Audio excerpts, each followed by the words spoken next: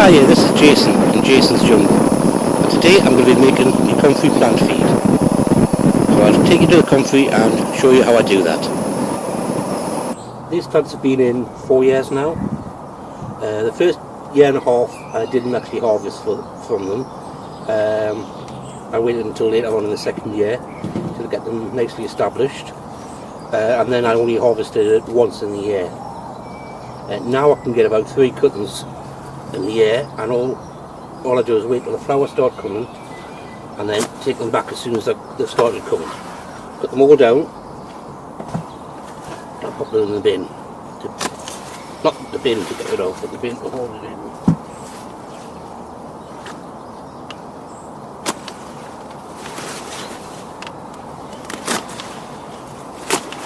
Don't have to be too gentle with it, it always goes back. It's rather hard to kill comfrey. And if you look, you'll see that there's in the bases there's new leaves starting to come up anyway, new shoots. Now over here you can see I've got, these are younger plants that have started to branch off from it. Now what I might do is take these up and plant them under the hedge to extend the hedge planting, so I'll get more comfrey. Now, comfrey does do well in the shade, but it does better in full sun. So you need to work out where you're going to be putting it first, because once you've planted it, it's hard to unplant. You know, it's got a long taproot, so it grows back very well. If you try to dig it up, each bit will sprout back. So having it somewhere where it's not going to be in the way and you're not going to want for crops later on.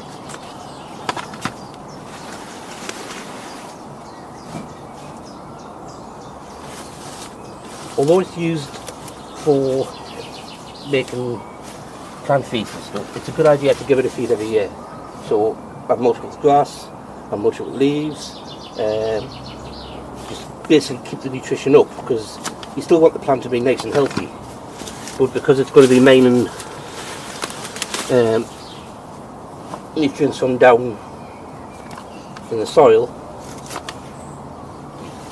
you still need to feed the soil, because it'll all work its way through and work its way into the plant anyway. Now it is covered with lots of these little hairs, and some people find these little hairs, I don't know if I can get you to see this, but these little hairs can be irritating to people.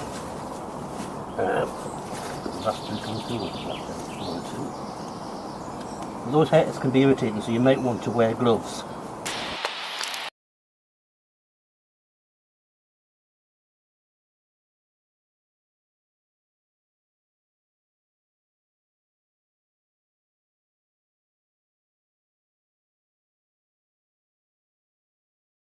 So like I said, I've got another patch underneath the hedge, which is not quite as far on, but it's getting there, and that'll come down next time. So I've got sort of a continuous feed coming in.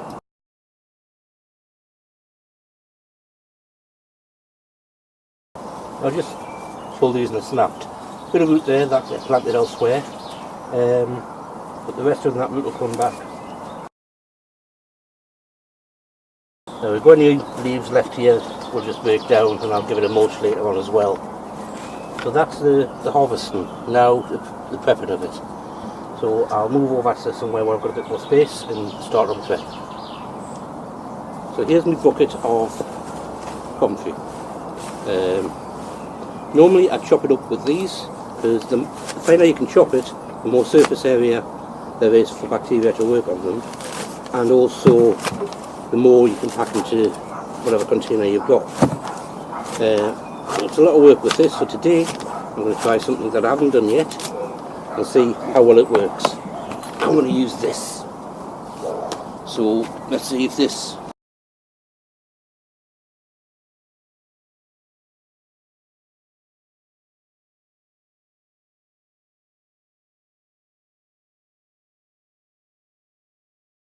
I don't think this is doing too good a job. It's cutting it up really small, but it's not getting into it. It's causing mush. So I think I'll do it the old way and just use me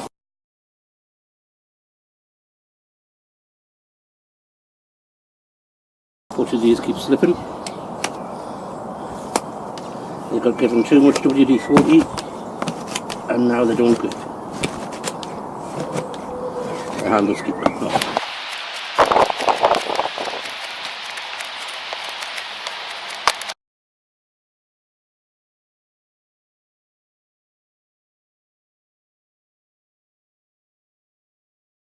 Until you're happy. As I said, the finer it is, the better, but it still breaks down.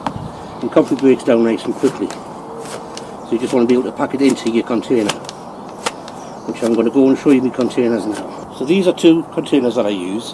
One is a Bokashi bucket, and the other is basically a brew bucket with a bin bag over to exclude light so it doesn't get too much algae or interfere with the bacteria. Now, if I open up one of them, I'll open up this one. I'll pack this one first. This one I've put in the bottom a few bricks and a grill.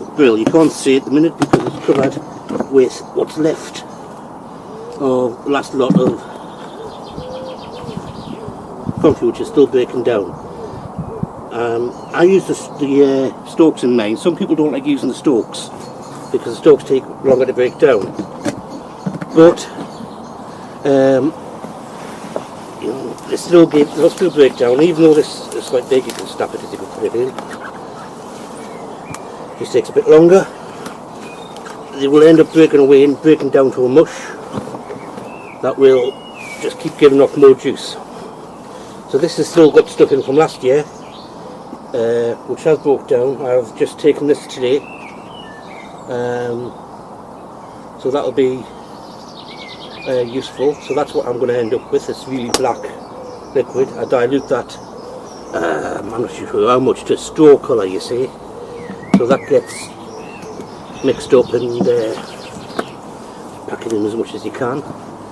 The tighter you can pack it, I might be able to get all of that into this one bucket, which means that will be ready to use in a week.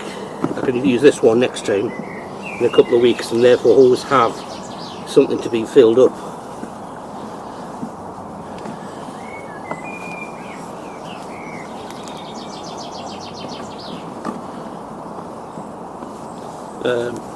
What I always also do is I put a brick on top, and that just helps to pack it down as it breaks down, squeezes down, and the juice goes under the grill, the mesh grill thing.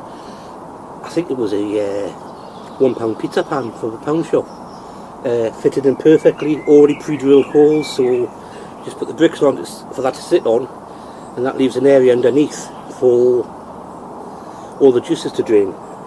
I do have to tilt this one forward quite a bit to get all the juices out, but it holds a load of them. So anyway, I just pack these in.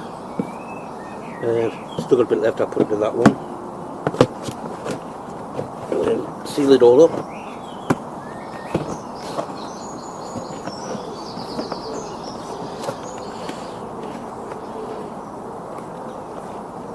You want to exclude the air as much as possible.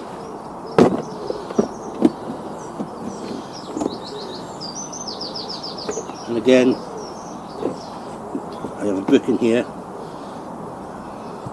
See what it goes like after a long time, all black, and it's really compressed, and it's very aromatic, but that is still breaking down, and that would still give juice. I emptied this the other day for the onions. Having my head this close to it isn't good. I'll just tip all the rest of this in here. And keeping the old stuff in there gives it more time to break down, but it also is full of the bacteria that you want to kickstart this off. So really I only empty it when it gets too much old stuff in there. As long as I can get everything I want to put in.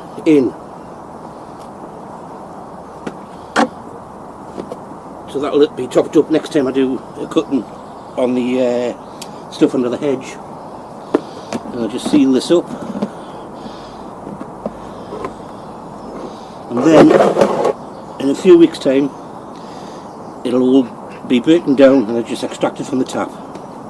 Every time I come, stick the bottle under and take out what it's produced.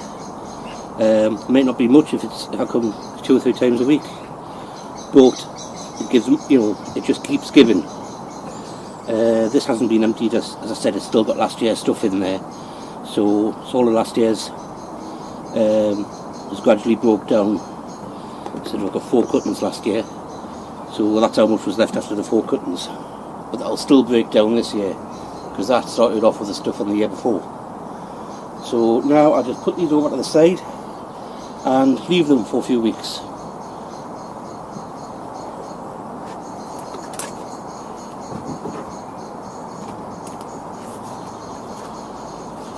And as I said, this lovely black stuff is what you end up with.